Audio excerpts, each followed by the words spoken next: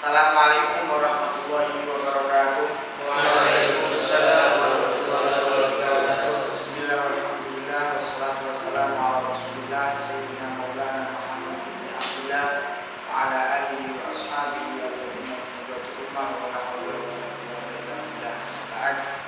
Alhamdulillah kita berjumpa kembali pada pertemuan dan pelajaran kali ini, yaitu tentang proyek penguatan profil pelajar Pancasila dan profil pelajar Rahmatan lil Alamin, atau kalau dalam singkatan itu P5 PPLA. Sebelum kita memasuki materi, saya ingin mengabsen terlebih dahulu.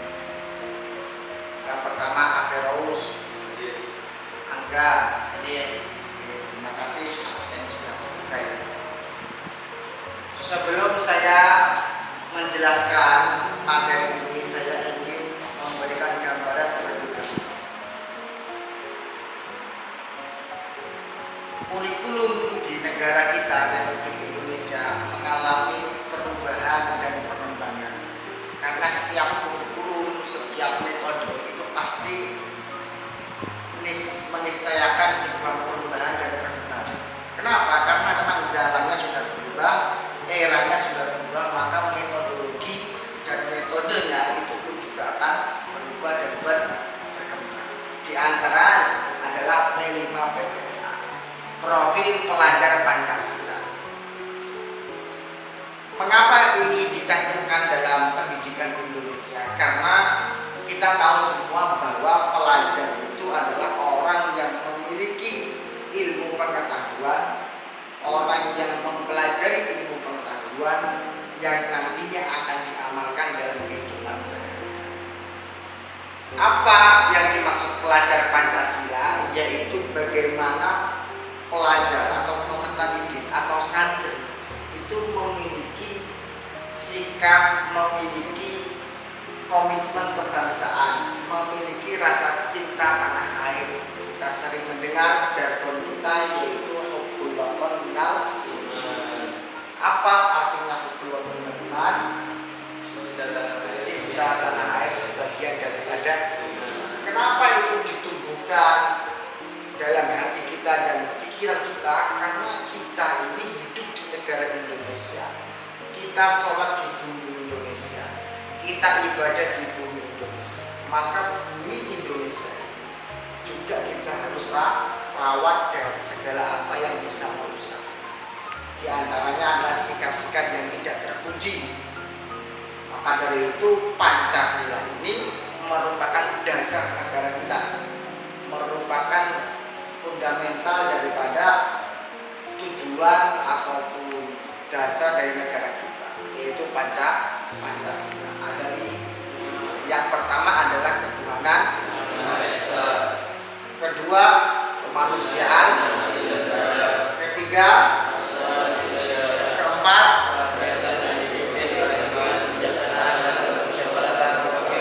kelima.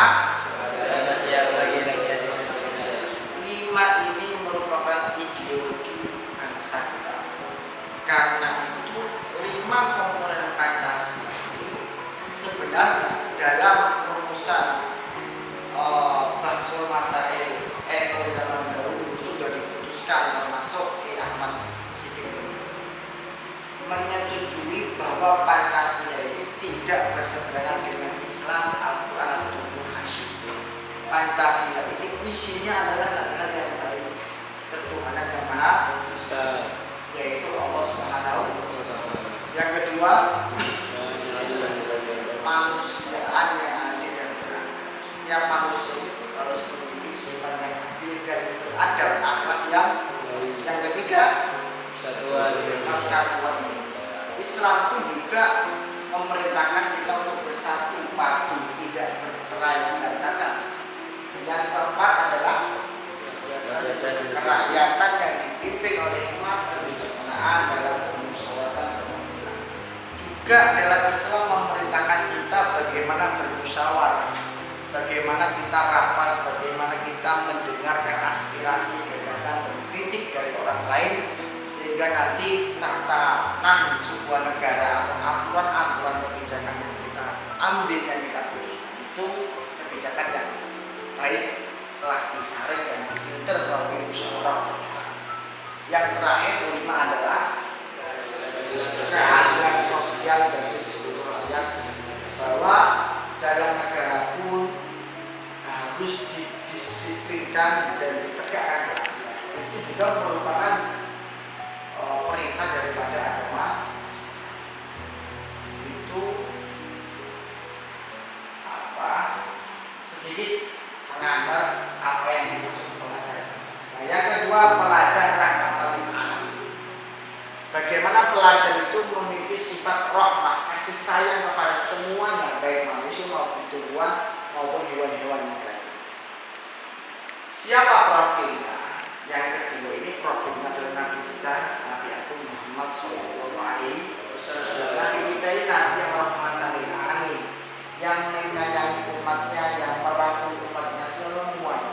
Jadi kita punya figur, punya profil bagaimana kita menjadi seorang yang rahmatan lil alamin, meniru dan mengikuti jejak Nabi Muhammad Sallallahu Alaihi Wasallam.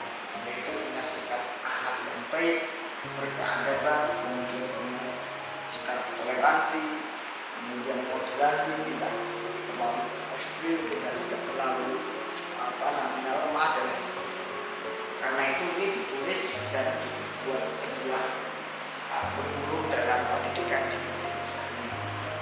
Oke, kemudian pada tema yang kita turunkan adalah demokrasi berkeadaban dalam lingkup pemilihan ketua OSAKA di pesantren Tahfidz Al-Barokah.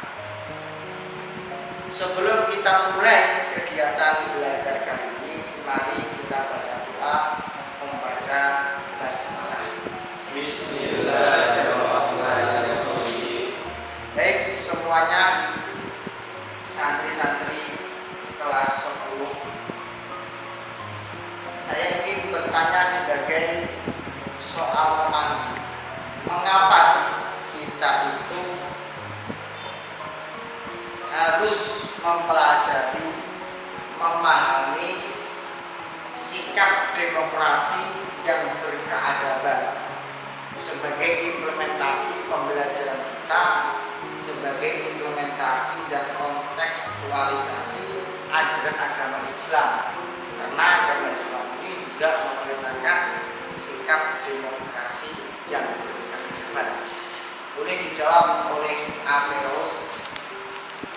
Jadi kenapa kita harus memiliki sifat demokrasi? Karena kita hidup di negara Republik Indonesia yang bersifat demokrasi. Sekian. Baik, boleh tepuk tangan untuk menjelaskan dalam hal politik. Karena sekarang ini politik itu identik dengan uang atau bisa disebut money politik, bisa disebut sebagai politik suap, politik dinasti dan sebagainya, banyak. Karena itu kita ini harus memiliki sikap berkeadaban dalam demokrasi. Kita turunkan lagi dalam lingkup yang kecil, yaitu pemilihan ketua OSAKA. Pemilihan ketua OSAKA di pesantren Tahfidz Al-Barokah ini dilakukan secara demokratis, yaitu seluruh guru, seluruh santri, bahkan seluruh karyawan semuanya memiliki hak, memiliki kesempatan untuk memilih ketua OSAKA yang diinginkan, yang sesuai dengan apa yang diharapkan oleh pencoblos tersebut. Karena itu di awal sebelum pemilihan ketua OSAKA ada namanya debat, penyampaian visi misi dan program. Pesantren kita atau madrasah kita ini sudah mengajarkan bagaimana sistem demokrasi dalam lingkup kecil, yaitu dalam pesantren. Apa sih isi daripada demokrasi yang berkeadaban dalam perspektif Islam? Banyak sekali. Di antaranya adalah perintah Islam untuk yang pertama adalah mengambil keputusan yang adil. Sebagaimana Allah berfirman dalam Al-Quran, ya Dawud, inna ja'alnaka khalifah fil ardi fahkum bainan nasi bil haqq wa la tattabi'il hawa fayudillaka an sabilillah innal ladzina yadilluna an sabilillah lahum adzabun syadidun bima nasu yaumal hisab. Hai Daud, sungguh kami menjadikan kamu khalifah atau penguasa di muka bumi ini, maka berilah keputusan di antara manusia dengan adil, sama seperti perintah daripada Pancasila, keadilan sosial bagi seluruh manusia. Itu yang pertama. Kemudian yang kedua,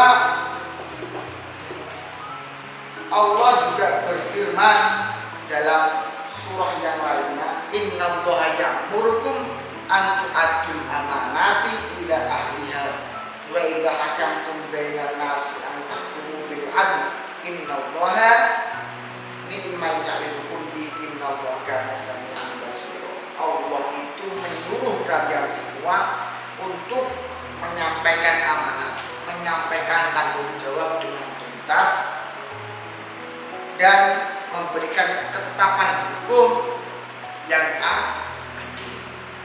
Karena keadilan ini harus ditegakkan, harus dilakukan dalam lingkup negara kita maupun dalam lingkup kehidupan kita sehari. Banyak sekali ayat-ayat ataupun hadis dan beberapa keterangan ulama yang berkaitan dengan demokrasi yang berkeadaban. Karena ini merupakan upaya kita menjaga negara kita tercinta menjadi negara yang lebih baik dan nantinya akan menjadi negara yang maju.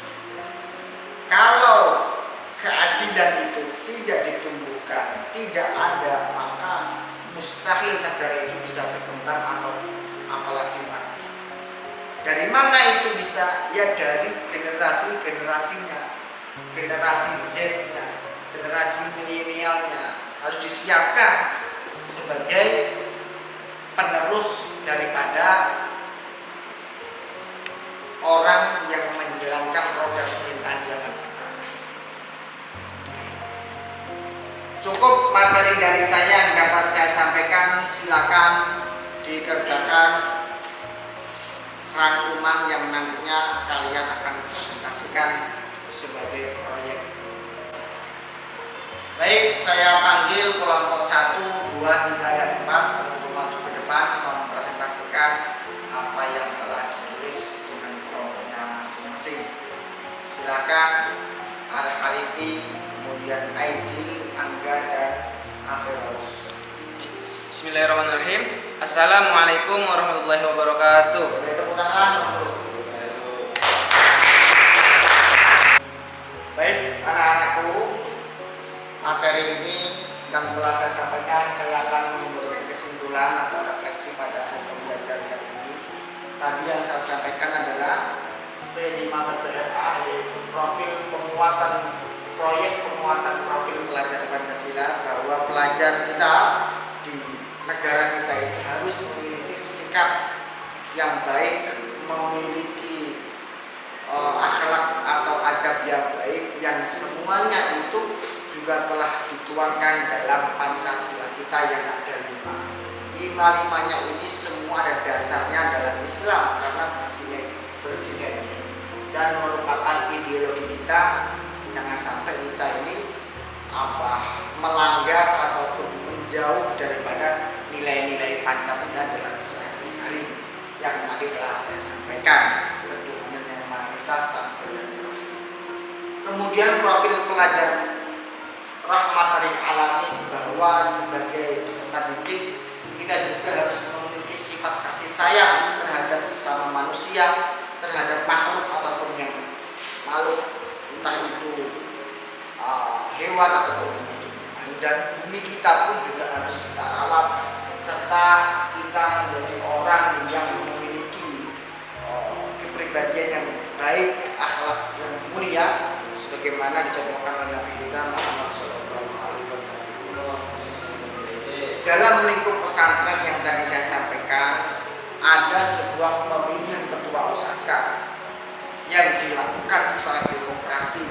Di awalnya telah dibuka pendaftarannya, siapa yang memenuhi syarat dan kriterianya boleh mendaftar. Kemudian nanti akan ada debat terbuka menyampaikan visi misi dan programnya di hadapan santri, guru dan karyawan semua.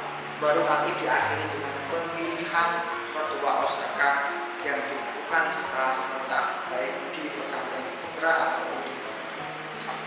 Ini juga merupakan implementasi daripada nilai-nilai dan praktik demokrasi dalam lingkup pesantren kita, yaitu pesantren Tahfidz Al-Kaukab. Karena itu ini merupakan budaya yang baik yang harus kita lestarikan. Bagaimana kita memiliki sikap yang baik meskipun dia rival kita, lawan kita dalam hal bersaing, tapi kita juga harus menjalin komunikasi yang baik, harus merawat kerukunan. Jangan sampai gara-gara pemilihan itu menjadi terpecah belah.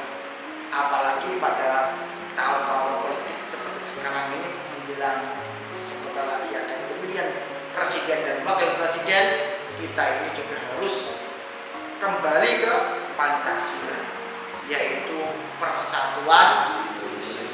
Kita harus bersatu, rukun, damai untuk kita semua. Itu saja anak-anakku yang bisa saya sampaikan sebagai refleksi pembelajaran kali ini. Semoga bermanfaat untuk kita semua. Kita akhiri wal